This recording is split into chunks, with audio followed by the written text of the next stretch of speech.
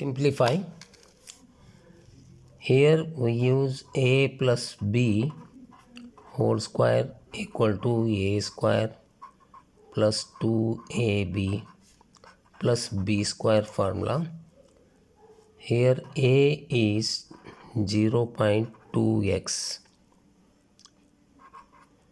and b is 0.3y. Therefore, a square 0.2x whole square plus 2ab 2 into 0.2x into b 0.3y plus b square b 0.3y whole square. 0.2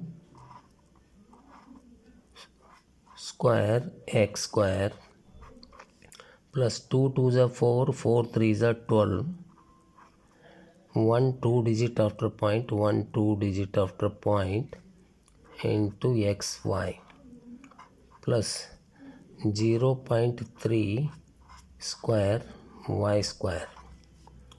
0.2 square is 0.04 x square plus 0.12 xy plus 0.3 square is 0.09 y square is answer.